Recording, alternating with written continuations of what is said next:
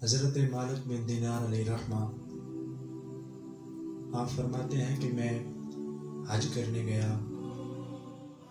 اس سال حج میں بڑا ہی رش تھا. میں نے عرض کی اللہ تعالیٰ کی بارگاہ میں، اے میرے اللہ، کیا سب کا حج قبول ہوا ہے؟ کوئی بندہ رہ بھی گیا ہے؟ تو میرے اللہ نے ارشاد فرمایا، اے مالک بن دینار، سب کا حج قبول فرما لیا ہے. کتنا بے نیاز ہے میرا رب، کتنا کریم ہے.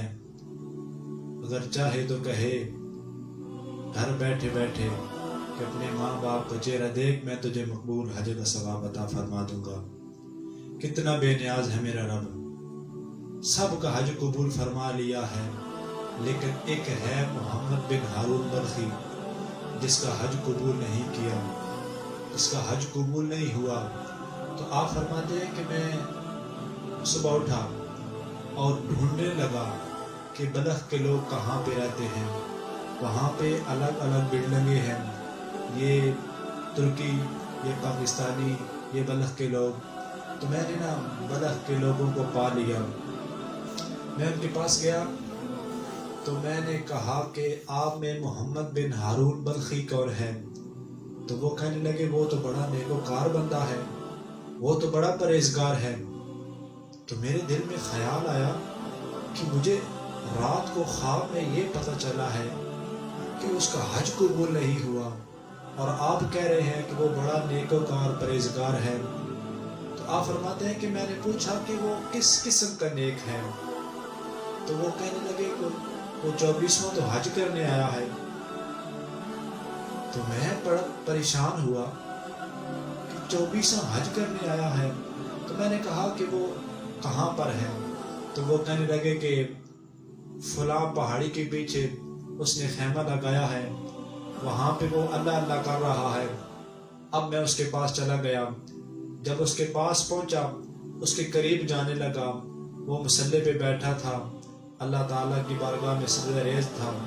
جب فارغ ہوا تو میں اس کے قریب گیا تو میں نے کہا السلام علیکم ورحمۃ اللہ وبرکاتہ، آپ محمد بن ہارون بلخی ہیں؟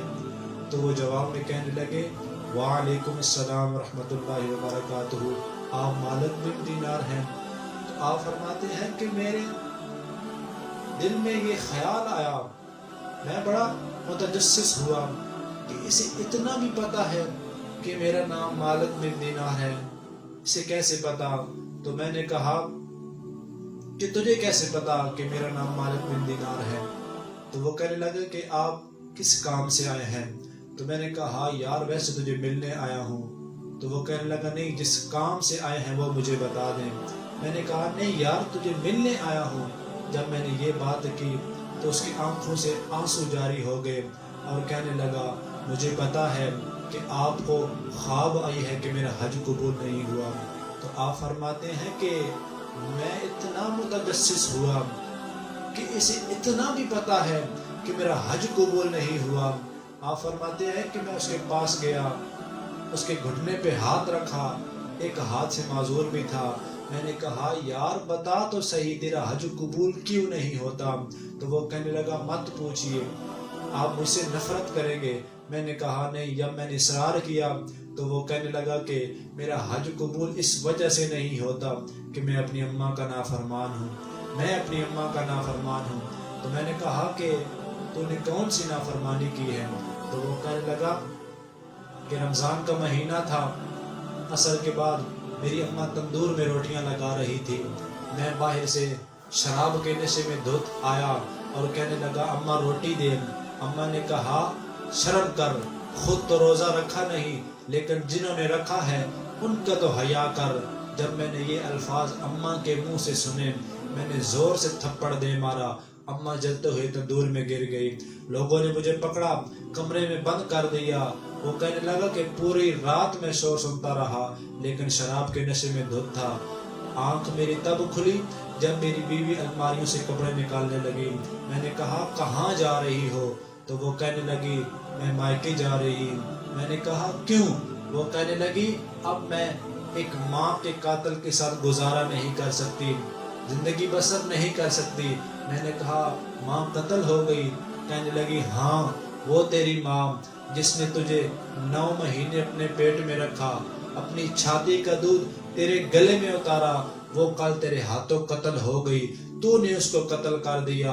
آپ فرماتے ہیں کہ وہ کہنے لگا کہ میں اسی وقت اٹھا اور جس ہاتھ سے اماں کو جلتے ہوئے تندور میں گرایا تھا، جس ہاتھ سے تھپڑ مارا تھا، کلہاڑا لے کر وہ ہاتھ ہی کاٹ دیا، تمام زمینیں جائیداد صدقہ و خیرات کر دی۔ اب اللہ اللہ کرتا ہوں، صفا و مروہ کی سعی کرتا ہوں، ہر سال حج کرتا ہوں، روزے رکھتا ہوں، لیکن وہ مالک حج قبول نہیں فرماتا۔ جب بھی میں طواف رضا کے قریب جانے لگتا ہوں، کوئی نہ کوئی اللہ کا ولی آ کر کہتا ہے دوڑ جا، تیرا حج قبول نہیں ہوا۔ آپ فرماتے ہیں کہ میں نے بھی اسے زور سے تھپڑ مارا، میں نے کہا تو اسی قابل ہے۔ وہ روتا رہا، گڑ گراتا رہا، لیکن میں آ گیا۔ آپ فرماتے ہیں کہ میں رات سویا، مجھے محبوب کریم صلی اللہ علیہ وآلہ وسلم کا دیدار نصیب ہو گیا۔ آپ فرماتے ہیں کہ اے مالک، تو اسے کیوں مایوس کر رہا، کیوں نراش کر رہا؟ تو میں نے عرض کی یا رسول اللہ صلی اللہ علیہ وسلم، وہ اسی قابل ہے، اماں کا نافرمان، اماں کا قاتل ہے، وہ اسی قابل ہے۔ آپ فرماتے ہیں اے مالک، بروز محشر اس کی اماں کی وجہ سے اس کی شفاعت کی جائے گی۔ میں نے عرض کی سونیا وہ کیسے؟ میرے آقا ارشاد فرماتے اے مالک، بروز محشر وہ ماں اللہ تعالیٰ کی بارگاہ میں مقدمہ پیش کرے گی، عرض کرے گی اے میرے اللہ، پوچھ اس سے کہ میرا کون سا گناہ تھا، اس نے مجھے جلتے ہوئے تندور میں گرا دیا، میں نے کیا جرم کیا تھا؟ تو اللہ تعالیٰ فرشتوں کو کہے گے اے فرشتوں، اسے پکڑو اور جہنم میں لے جاؤ۔ اب اللہ اس بچے کی ماں سے پوچھ رہے ہوں گے کہ اے اماں، اب اسے جہنم میں بھیجا جائے نا؟ تو اماں کہے گی ہاں اللہ، اے میرے اللہ اب اسے بھیجا جائے۔ اب اسے پکڑ کے لے کے جا رہے ہوں گے، ایک بار بھی دیکھے گا، دوسری بار بھی دیکھے گا، جب جہنم کے قریب جائے گا تیسری بار دیکھے گا اور کہے گا اے میری اماں، مجھے جلائیں گے، مجھے تکلیف ہوگی، بچپن میں جب مجھے تکلیف ہوا کرتی تھی تیرا نام میری زبان پر آ جایا کرتا تھا، میری ساری تکلیف دور ہو جایا کرتی تھی، اے اماں مجھے جلائیں گے۔ وہ اماں بروز محشر بول پڑے گی اے اللہ، اے میرے اللہ، اے میرے اللہ، تو اسے معاف فرما دے، اے میرے اللہ۔ اللہ تعالیٰ فرمائیں گے اے بچے کی ماں، بول اب کیا کہتی ہے؟ تو وہ ماں بروز محشر بول پڑے گی اور عرض کرے گی اے میرے اللہ، میں نے اسے معاف فرما دیا ہے، میرے صدقے تم اسے معاف فرما دو۔